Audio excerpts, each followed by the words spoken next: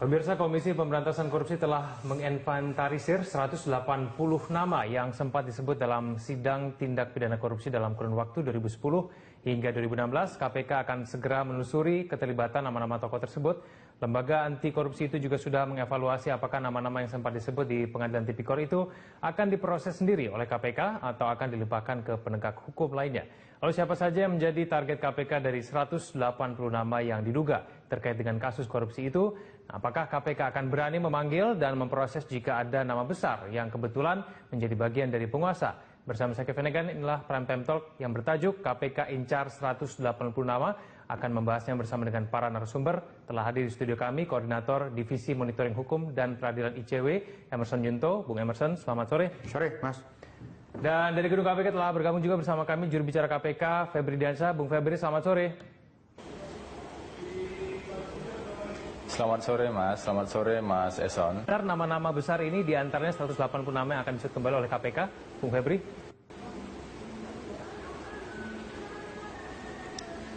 Pertama kami perlu sampaikan bahwa 180 nama yang disebutkan pada tanggal 9 Januari kemarin oleh pimpinan itu adalah nama-nama yang masuk dalam list beberapa perkara yang sudah disidangkan.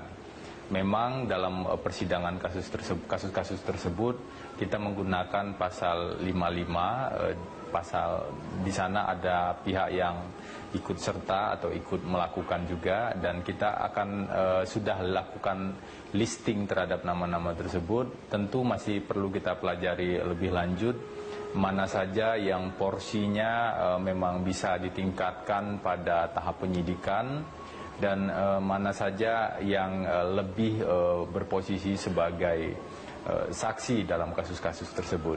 Kami tidak umumkan 180 nama itu dan kami juga tidak bisa konfirmasi benar atau tidak 15 nama yang disebutkan tadi adalah bagian dari 180 nama yang sempat disebutkan oleh pimpinan KPK. Tapi saya kira informasi publik sudah tersampaikan pada saat proses persidangan terjadi, sehingga masyarakat bisa melihat siapa saja pihak yang ikut serta atau bersama-sama dengan terdakwa kasus korupsi yang sudah ditangani. Baik, kalau misalnya memang tidak bisa dikonfirmasi mengenai nama-nama, mungkin Anda bisa memberitahukan kepada publik mengenai profil-profil dari 180 nama ini. Dominasinya apakah itu dari pejabat pemerintah yang saat ini sudah aktif, ataukah tidak aktif, atau seperti apa sebetulnya, Bung Febri? Ya, tentu saja ada penyelenggara negara, ada pihak swasta, ataupun pihak-pihak lain yang memang diduga bersama-sama dengan terdakwa yang sudah diproses di Pengadilan Tindak Pidana Korupsi. Dan memang perlu dibedakan antara perkara yang sedang dalam proses penyidikan saat ini, seperti kasus IKTP, kita masih proses penyidikan. Berbeda dengan kasus yang disebutkan tadi seperti Senturi, Hambalang, atau kasus-kasus yang lain, termasuk kasus di PU Pera yang juga sedang berjalan penyidikannya, tapi juga sekaligus beberapa persidangan sudah selesai. Termasuk juga kasus di Kementerian Transmigrasi dan Tenaga Kerja. Nah, ini yang memang perlu kami dalami lebih lanjut. Kami tidak ingin mengumumkan sesuatu yang masih belum didalami lebih lanjut. Baik, saya ke Bung Eson. Apakah ini berarti ada harapan bahwa kasus-kasus yang mungkin sudah tidak terdengar lagi kabarnya ini bisa kembali mengemuka? Ya, satu hal harus dikasih apresiasi KPK ya. Tadi selain dia menyampaikan soal paparan kinerja 2016, dia juga bilang proyeksi 2017 gitu ya. Tadi disebut Febri ada 180 nama. Nah, ini juga kritik kita ke KPK sebelum atau di akhir-akhir di Desember 2016 kita menyatakan bahwa kita agak khawatir KPK itu tangani baru, mengesampingkan atau melupakan kasus-kasus yang lama. Karena tadi penyampaian KPK menarik, dia ada sekitar belasan kasus yang OTT gitu ya. Padahal kalau kita telisik kembali sebenarnya ini ada kasus-kasus lama. tapi ente belum kerjain atau ente belum selesaiin. Nah, itu yang sebenarnya kita mengingatkan kepada KPK.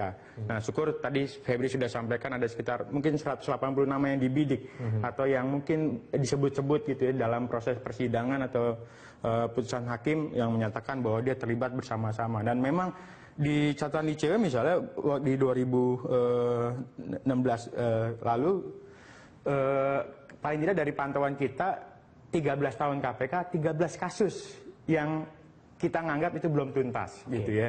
Pas 13 gitu ya? Iya, sebenarnya sih bisa dibanyakin lagi tergantung ini. Tapi paling tidak ada beberapa kasus yang disebut-sebut SKK Migas, itu menarik. Saya ambil contoh SKK Migas. SKK Migas hanya kena Rudy Rubiandini sama pelatih golfnya. Sama satu lagi satu perempuan gitu ya. Tapi ada beberapa nama yang disebut bahwa Rudy Rubiandini menerima dari wakil, kemudian dari pihak swasta.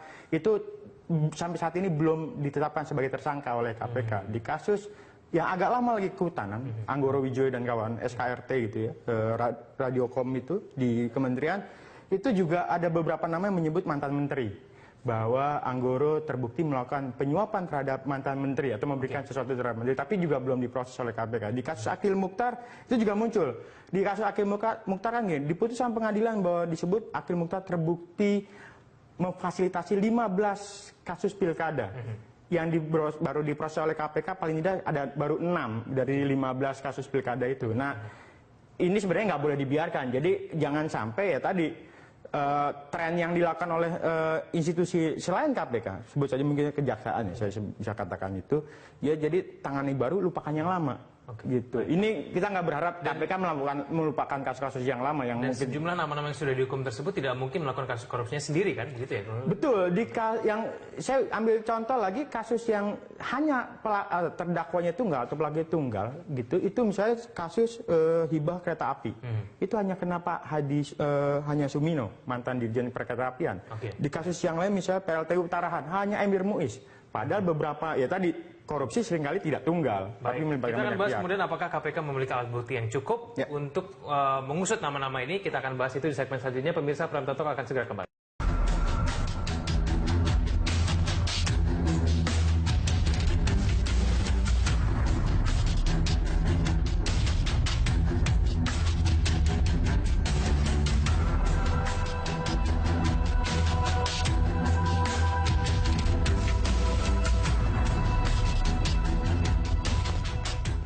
Pemirsa, kembali lagi bersama kami di Prime Time Talk. Saya akan kembali kepada Bung Febri di KPK. Bung Febri, saya ingin tahu dari 180 nama ini sebetulnya asal nama-nama ini dari mana? Apakah hanya dari penyebutan nama di sidang tipikor saja, ataukah memang nama-nama ini sudah paling tidak ada pengolahan di KPK sehingga betul-betul ada dugaan bahwa memang nama-nama ini betul-betul terlibat dalam dugaan korupsi? Bung Febri. Jadi dalam proses mulai proses awal ketika penetapan tersangka di tingkat penyidikan sampai dengan dakwaan, kita akan menggunakan pasal-pasal di Undang-Undang Pemberantasan Tindak Pidana Korupsi. Selain itu ada yang menggunakan juga pasal-pasal penyertaan, yaitu pasal 55. Nah, itu dengan pemahaman bahwa sebuah tindak pidana korupsi dilakukan tidak hanya oleh satu orang saja atau dilakukan oleh beberapa orang yang bekerja sama. Di sana penuntut umum akan menyebutkan nama-nama pihak tersebut dan perannya apa saja. Nah, itulah yang kemudian kita list, kita masukkan di dalam daftar. Tadi benar apa yang disampaikan bahwa KPK harus dilihat sebagai sebuah lembaga, bukan hanya sebagai dilihat dalam kapasitas orang-orang yang terpilih misalnya sebagai pemimpin, sebagai pimpinan KPK atau jabatan-jabatan yang lain. Karena itu penanganan kasus-kasus di tahun-tahun sebelumnya tetaplah kami pandang sebagai PR yang harus dikerjakan oleh KPK. Itu yang kemarin ditegaskan oleh pimpinan KPK, termasuk Pak Ketua juga, bahwa kami masih punya tanggung jawab untuk menuntaskan perkara yang lainnya. Salah satu proses penuntasan yang juga kita lakukan untuk perkara yang terkait dengan perkara sebelumnya adalah kemarin kami melakukan pelimpahan tahap kedua, artinya akan semakin dekat untuk proses pelimpahan ke pengadilan terhadap mantan Menteri Kesehatan.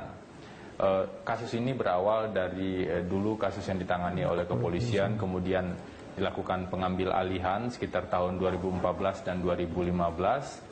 Kemudian kita kembangkan dan akhirnya ada 2 sprindik untuk mantan Menteri Kesehatan ini. Itu adalah salah satu contoh kita masih menindaklanjuti kasus-kasus yang lama. Dan tentu saja ada banyak kasus lagi yang juga sedang proses pematangan KPK. Baik Bu Febri, kalau misalnya memang sebetulnya nama-nama ini sudah ada di KPK sejak lama begitu, sebetulnya kendala KPK untuk mengusut tuntas dalam sebuah kasus korupsi, mungkin sudah kita sempat bahas tadi dengan Bung Eson bahwa tidak mungkin kasus korupsi dilakukan sendirian begitu ya, ada beberapa nama ini. Kesulitan apa kemudian yang terjadi pada KPK sehingga tidak mampu mengusut orang-orang ini? Pengusutan masih terus berjalan, namun memang ada penanganan perkara yang terlihat lebih cepat dibanding yang lainnya, terutama ketika kita melakukan operasi tangkap tangan. Operasi tangkap tangan memang kita punya waktu, misalnya menetapkan status tersangka itu paling lama 24 jam. Itu bisa dilihat dan langsung diupdate oleh publik. Kemudian dilakukan penahanan, ada batas waktu masa penahanan. Untuk pemberi misalnya batas waktu masa penahanan adalah 20 ditambah 40 hari. Sehingga ketika publik melihat penanganan kasus operasi tangkap tangan ini, ketika dibandingkan dengan kasus-kasus yang lain yang dalam proses pengembangan, tentu saja ada gap yang terlihat di sana. Padahal karakter perkara dalam kasus operasi tangkap tangan dengan perkara yang dibangun melalui pengembangan atau case building, apalagi yang menggunakan unsur kerugian keuangan negara, itu karakter yang berbeda. Yang ingin kami sampaikan adalah persoalan lambat atau tidaknya atau belum diprosesnya pihak-pihak tertentu semata adalah persoalan kecukupan bukti dan proses pencarian bukti itu sendiri. Kami akan tangani ini satu persatu, meskipun memang kami akui ada keterbatasan juga sumber daya manusia di KPK untuk penanganan perkara-perkara tersebut. Karena itulah di tahun 2017 salah satu concern dari KPK adalah melakukan penguatan terhadap sumber daya manusia khususnya di bidang penindakan. Oke, baik. Saya ke Bung Eson. Kalau menurut Anda kemudian ada tidak sih kasus-kasus tertentu yang mungkin dari ICW sendiri pengen kasus ini nih sebetulnya yang paling tidak sudah terlihat tanda-tanda bahwa tidak mungkin satu orang aja yang dihukum, tidak mungkin 2 atau 3, tapi ini nih kasusnya besar, ini harus segera ditangani KPK. Ada tidak kemudian? Ya kalau apa ya, kan kita dan juga publik berharap punya ekspektasi yang sangat tinggi dengan KPK. Beberapa kasus kakap, Senturi, BLBI itu kan harapan kita ditangani. Kasus cek pelawat sendiri juga menurut kita belum selesai. Jadi cek pelawat itu hanya menjerat perantara dan juga penerima, tapi siapa bandar cek pelawat sampai saat ini belum ketahuan gitu ya, atau belum diproses. Di luar tadi beberapa kasus yang mungkin di luar, saya tidak tahu apakah 185 bagian atau tidak, misalnya kasus Hambalang itu ada tersangka yang sudah setahun tetapkan sebagai tersangka tapi juga belum ditahan sampai saat ini. Jadi sebenarnya PR buat KPK banyak betul gitu ya. Jadi di luar aspek penindakan juga tantangan terdepan adalah soal pembenahan di struktur SDM sendiri gitu. Nah, tadi katakan Febri ada kendala yang dialami oleh KPK. Saya bisa memahami bahwa laporan masyarakat yang masuk KPK kan jumlahnya puluhan ribu, ribuan sampai puluhan ribu. Tenaga penyidiknya saya pikir untuk penyidiknya tidak sampai 100 atau sekitar di bawah 200-an. Nah, kebutuhan ini kan harusnya bisa dijawab gitu ya, misalnya lewat proses rekrutmen penyidik di luar mungkin kepolisian atau kejaksaan. Dan saya dapat informasi bahwa di hampir akhir 2016 kan ada tambahan tenaga penyidik dari kepolisian yang diperbantukan. Nah, 2016 ya udah biarin saja, bukan dibiarkan tapi ini jadi bahan refleksi buat KPK. Dan kemudian di 2017 tapi startnya gasnya lebih kencang lagi tuh. Di luar tadi beberapa nama misalnya, kalau saya coba membagi beberapa komposisi, aktornya itu ada beberapa DPR, mantan menteri, orang di kementerian atau birokrat, swasta, maupun juga jangan lupa korporasi atau perusahaan korporasi. Nah, di 2016 akhir, itu kan keluar peraturan Mahkamah Agung soal upaya menjerat korporasi atau perusahaan, kalau bahasa yang agak lebih mudah ya. Nah, harusnya KPK agak lebih maju di 2017. Tidak hanya menjerat pelaku-pelaku yang mungkin ketinggalan, tapi korporasi yang menjadi bagian dari proses korupsi itu sendiri itu bisa diproses. Ada beberapa nama yang saya mungkin bisa sampaikan, korporasi atau perusahaan menyuap tapi belum diproses gitu. Mampukah kemudian publik bisa betul-betul percaya bahwa kasus-kasus yang mungkin sedikit ditinggalkan dalam tanda kutip ya, paling tidak ini betul-betul bisa terungkap nantinya? Ini kan sudah lampau, ini kan penemuan alat bukti juga kan pasti kan lebih sulit lagi. Iya, jangankan itu di bekerjanya KPK jilid keempat, pimpinan yang sekarang yang 5 ini publik meragukan, bahkan ICW pun juga awalnya meragukan, tapi lambat laun kita melihat loh memang ada plus ada minusnya, proses berjalan dan kemudian kita lihat memang ada keseriusan, walaupun ya di 2016 tadi kritik kita tadi ente nampaknya hanya mengejar kuantitas tapi melupakan kualitas karena kasus-kasus banyak kasus lama yang belum diproses. Tapi tadi sudah disampaikan oleh Febri dan penyampaian oleh KPK bahwa dia sendiri menargetkan 100 paling tidak 180 nama kasus-kasus lama gitu, ada yang tertinggal gitu, yang itu juga penting untuk diselesaikan. Tapi Anda sepakat nggak kalau misalnya publik memang tampaknya melihat kalau ada OTT ini pasti follow up-nya lebih cepat dibandingkan dengan yang lama-lama ini? Nah, memang konsekuensinya begitu. Ketika ada proses OTT, sumber daya di KPK-nya kelihatannya akan banyak fokus di sini. Karena kalau nanganin lambat ya tadi nih prosesnya kan nggak mungkin OTT kemudian dilepas. Dalam sejarah KPK OTT itu ketika ditahan jarang sekali yang dilepas. Karena lewat waktu penahanan misalnya. Nah ini yang harus disegerakan. Gitu. Oke, baik, kita akan lanjutkan dialog kita di segmen selanjutnya. Pemirsa, Prime Talk akan segera kembali.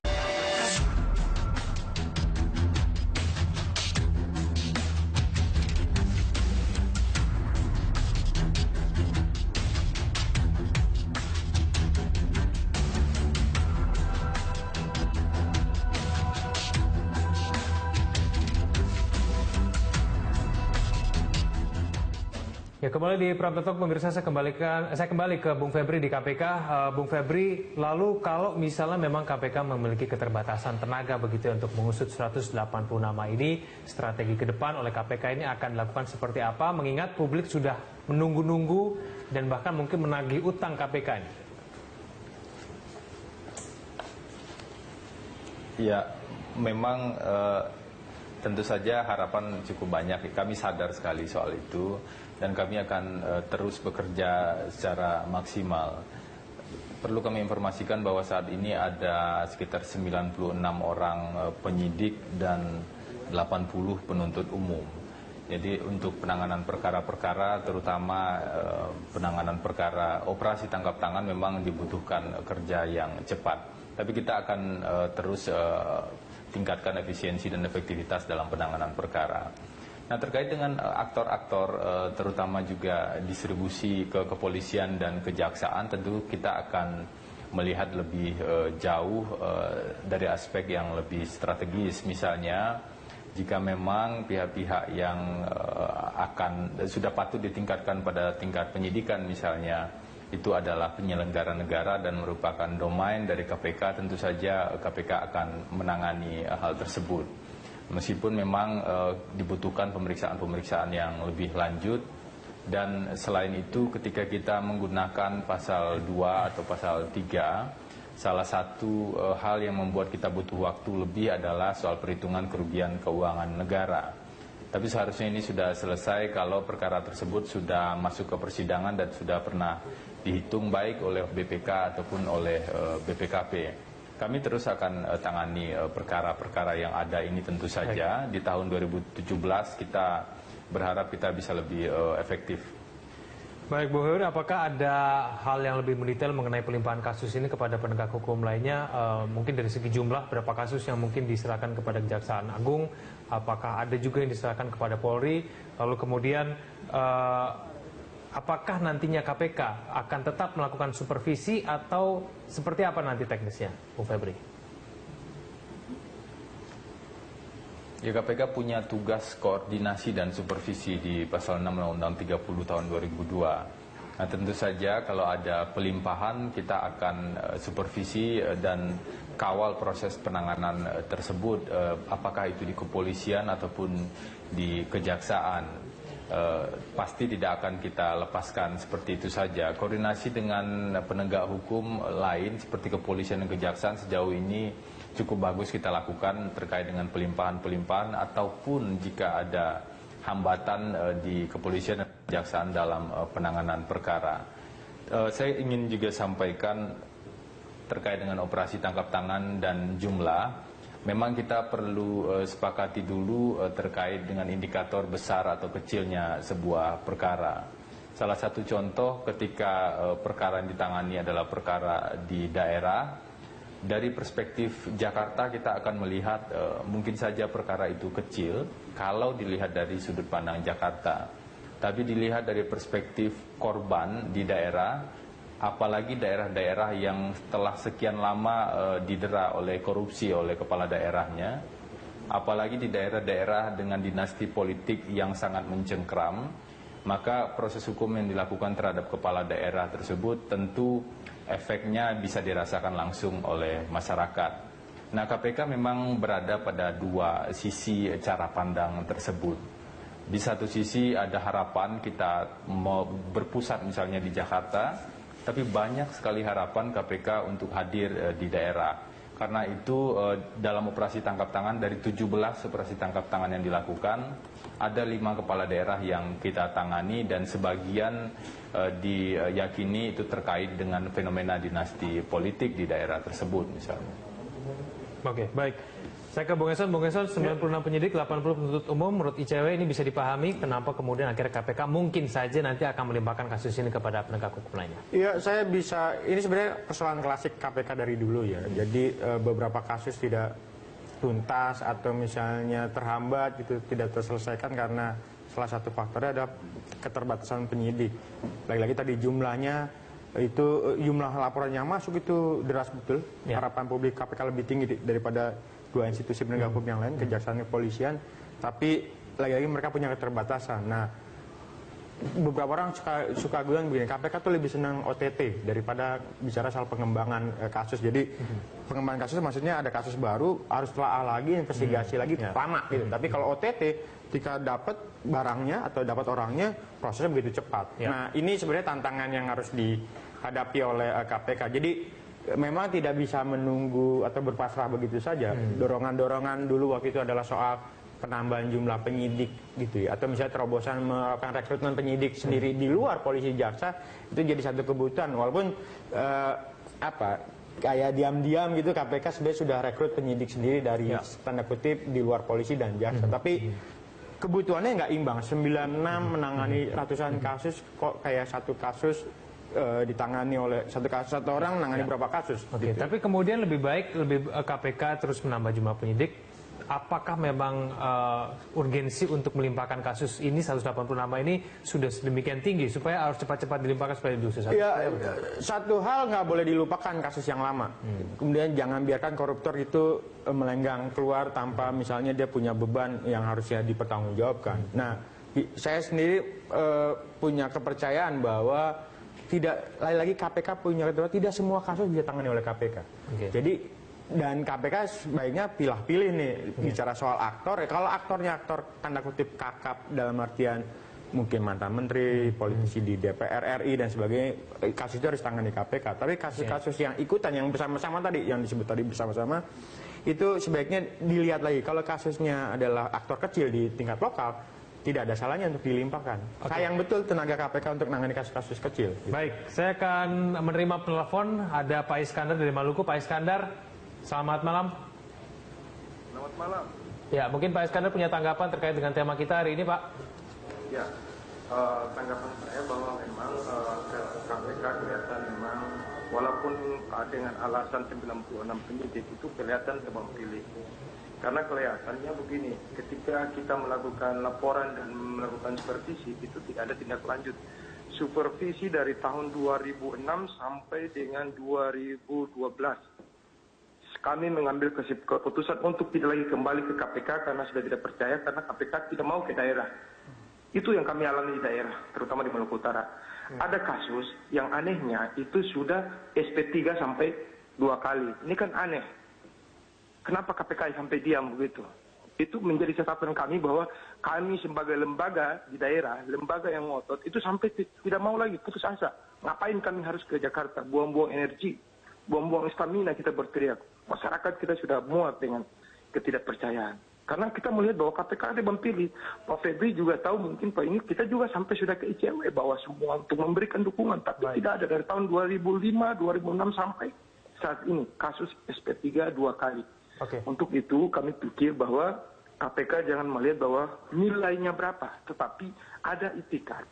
Orang berubah pola pikir. Itu yang paling penting. Baik, ada itikat baik untuk orang tidak melakukan. Baik, terima kasih. Kami sudah menerima poinnya Pak Iskandar. Terima kasih.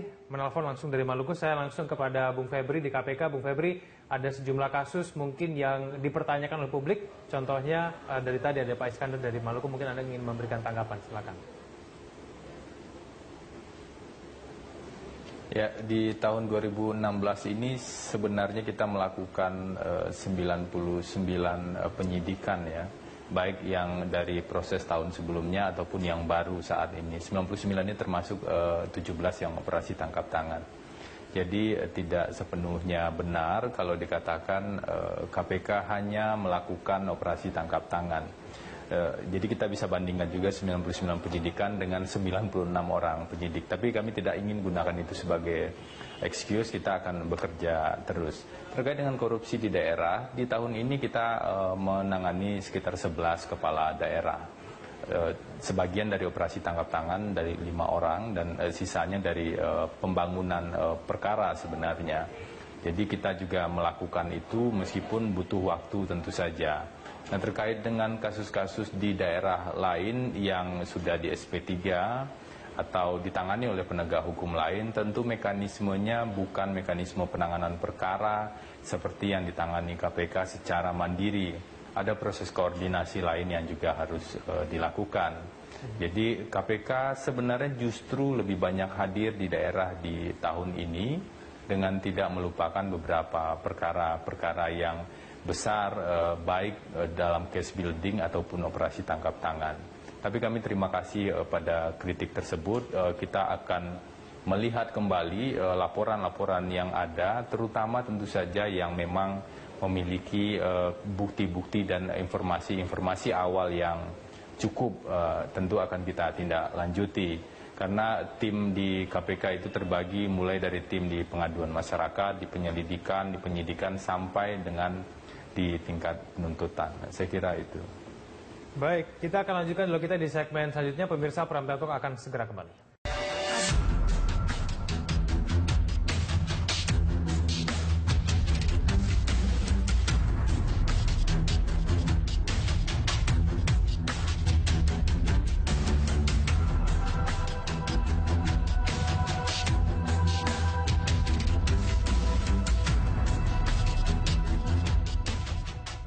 Pemirsa, kembali kita lanjutkan dialog kita sudah sampai di segmen terakhir. Saya ke Bung Eson dulu. Bung Eson, sebetulnya untuk bagi publik sendiri, untuk menilai dan juga bagi KPK untuk menilai bahwa sebuah kasus ini besar atau kecil, dihitungnya dari mana sih sebetulnya, Komandan? Ya, kalau bicara misalnya dari aspek jumlah kerugian negara, kemudian aktornya, betul memang kalau seperti disampaikan Febri, ini debatable nih kalau bicara soal aktor di daerah, kecil gede. Dari perspektif kita, ya itu kan harusnya kasus tangani oleh kejaksaan tinggi atau Polda di daerah, bukan tangani KPK. Tapi beberapa orang kan suka kecewa dengan institusi penegak hukum di tingkat lokal, makanya laporannya langsung ke KPK. Nah, di luar itu ya apa ya, banyak lagi-lagi ekspektasi publik kepada KPK lebih tinggi daripada kejaksaan dan polisi. Kalau misalnya 180 nama nanti akhirnya kemudian dilimpahkan begitu ya kepada penegak hukum lainnya, mampukah kemudian publik percaya betul bahwa kasus-kasus ini akan betul-betul ditangani begitu dengan baik dan bahkan mungkin bisa menemukan bukti baru gitu? Ya, paling tidak begini, ketika kasus, saya yakin bahwa KPK nggak akan mungkin menangani 180 nama ini secara langsung. Ya. Ada proses pembagian, kayak pelimpahan beberapa kasus-kasus yang mungkin dilihat lagi soal kapasitas aktornya.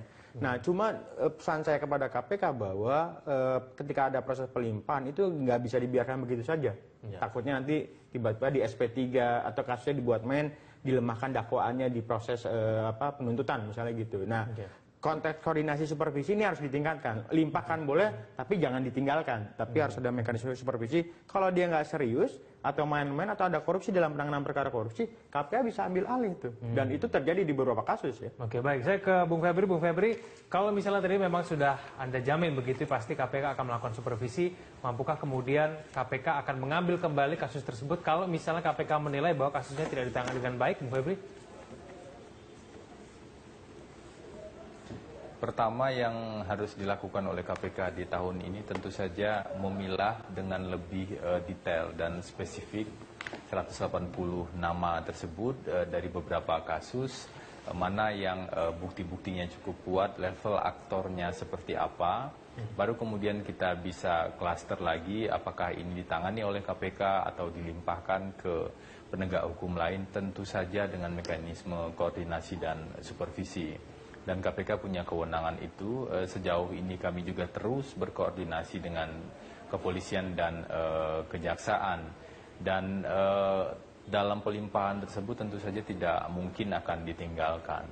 Namun ada satu isu krusial yang juga perlu kita perhatikan terkait dengan dukungan anggaran dan operasional tentu saja buat kepolisian dan kejaksaan. Apakah misalnya ketika sebuah perkara dilimpahkan, itu secara otomatis kemudian ada dukungan operasional dan anggaran di kepolisian dan kejaksaan.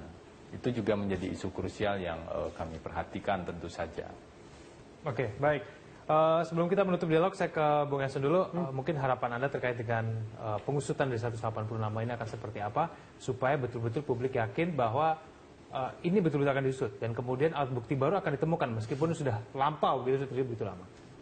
Kuncinya adalah jangan sekedar bongkar tapi tuntas gitu. Jadi kan pengalaman-pengalaman sebelumnya beberapa kasus-kasus yang tangani KPK ya KPK bongkar tuh di kementerian, di institusi penegak hukum dan sebagainya, tapi tidak tuntas. Nah, tugas dari KPK di 2017 ini adalah menuntaskan kasus-kasus yang pernah dibongkar sebelumnya. Jadi jangan ada PR, jangan ada koruptor yang bebas melenggang begitu saja, walaupun sebenarnya bukti-bukti sudah cukup kuat. Oke, baik Bung Yason, terima kasih telah hadir sama kami di Prime Time Talk. Bang Febri, terima kasih telah bergabung sama kami melalui KPK. Terima kasih, selamat malam. Dan pemirsa, saat lagi Anda dapat menyimak Connect 360. Demikianlah Prime Time Talk kali ini. Anda dapat memberikan informasi dan saran kepada kami lewat email di redaksi @berita1.tv atau follow kami via Twitter, Facebook, dan YouTube, serta Instagram. Atas nama seluruh kabar kerja yang bertugas, saya Kevin Egam mengucapkan terima kasih atas perhatian Anda. Sampai jumpa. Terima kasih.